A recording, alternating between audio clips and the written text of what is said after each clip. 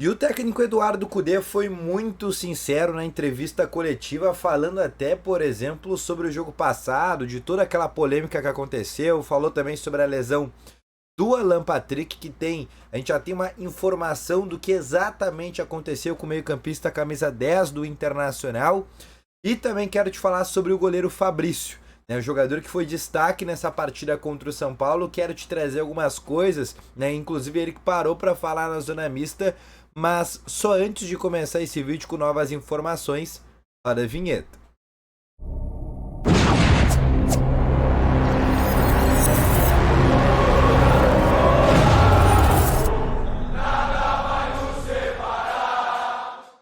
Bom dia, colorados! Começando aqui com novas informações sobre o Internacional, e só antes de começar com esse vídeo, não esquece já de deixar o teu gostei, te inscrever no canal e ativar também aqui o sininho de notificações, que é muito importante, tá bom?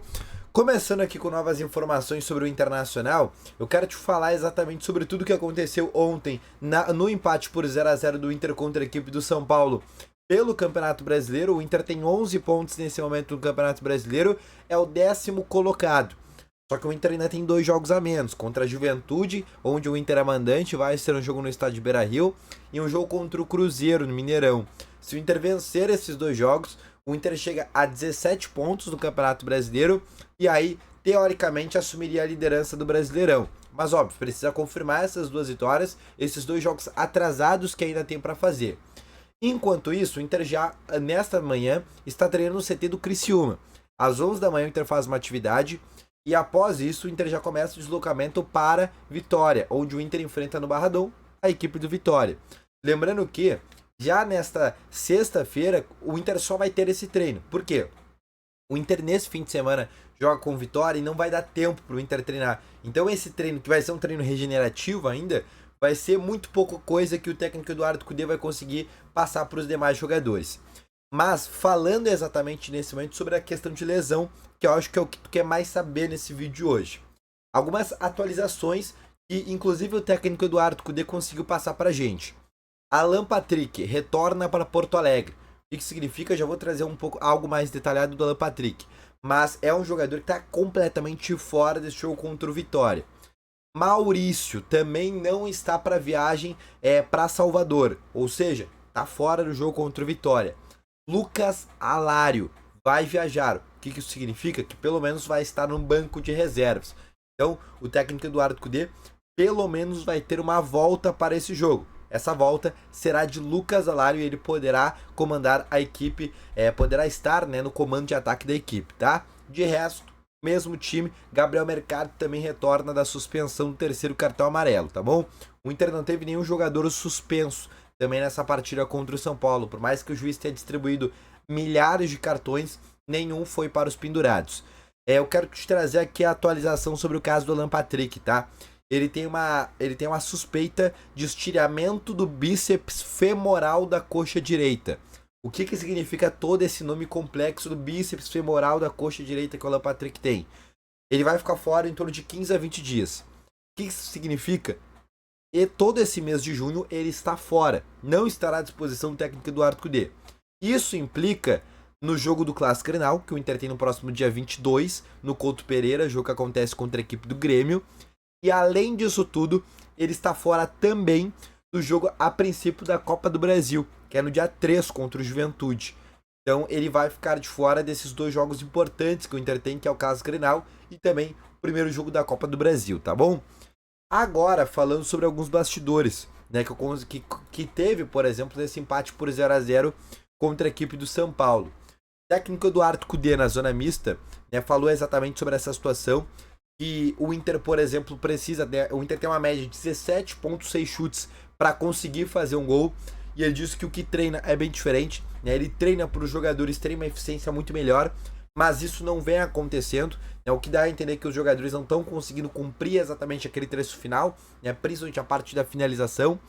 E a principal coisa que ele falou nem tem a ver com o jogo contra o São Paulo, tem a ver com toda aquela polêmica que deu no jogo contra o Delfim, onde na entrevista coletiva ele xingou um torcedor do Internacional, xingou de gordo e tal, falou outras palavras de um cara que estava incomodando ele na torcida.